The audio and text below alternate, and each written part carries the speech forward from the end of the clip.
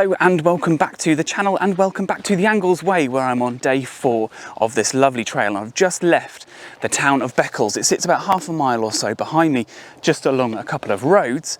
And I'm going to be doing about 11 miles today. That's going to take me all the way to the other side of Bungay.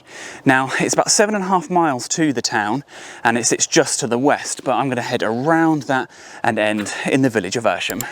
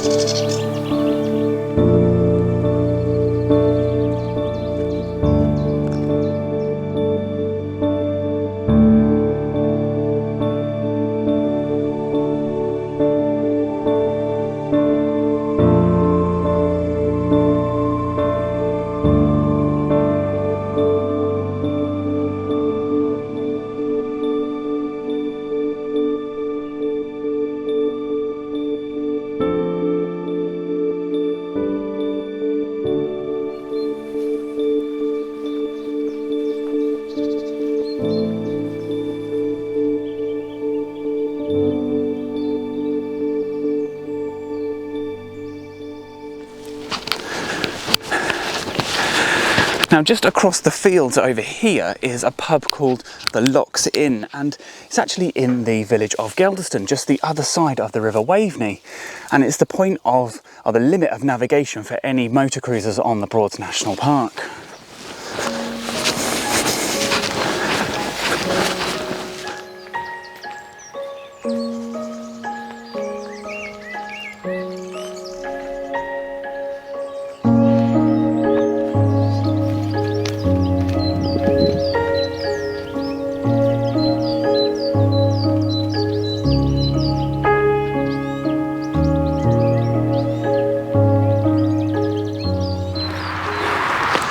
So this lovely historic church here in Shipmeadow is a Grade 2 star listed building, and it's dedicated to St Bartholomew, and it dates mostly to the medieval period, although this area here, the nave, the main fabric of that is actually 12th century, and it actually has one of the original windows over here, and there's a much later early 16th century tower, and then they believe that the chancel at the back probably was built around the 14th century, but largely rebuilt in the Victorian period.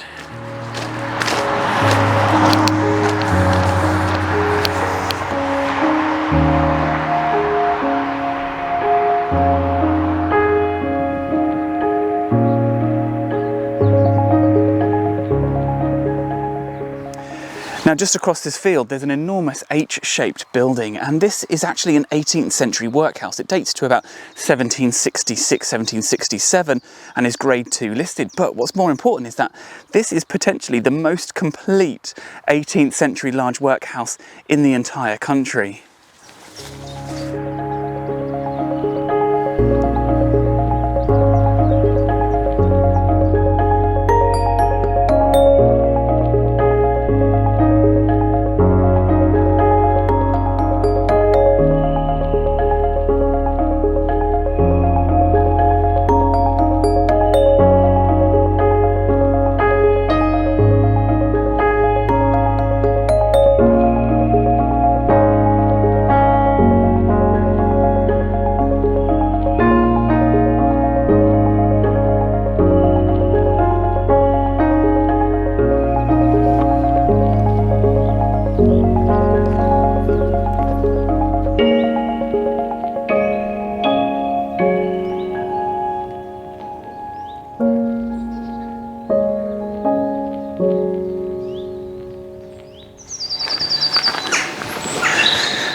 So I've taken a little detour just off the trail to come and have a look at this stunning ruin here. This is Mettingham Castle, and it's actually the remains of a fortified manor house.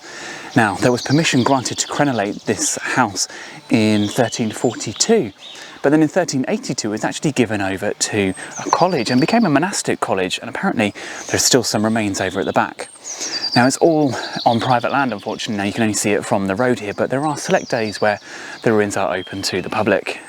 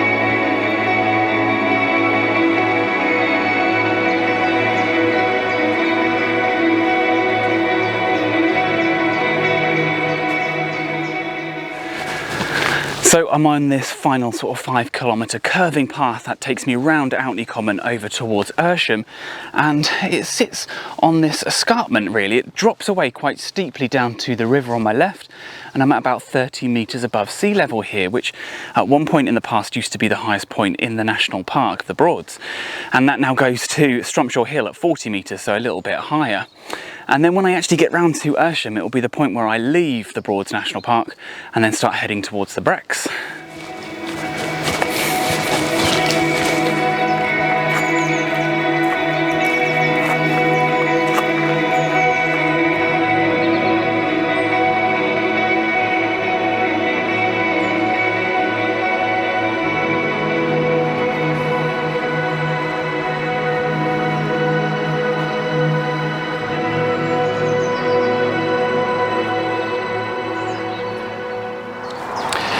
So I'm only a couple of minutes away from Earsham now, and I can hear the rumble of the A143, I think it is, just a few hundred metres ahead. If you've enjoyed this part of the walk, please hit like, hit subscribe, and also ring the bell to keep up to date with future uploads, and I'll see you in part 5.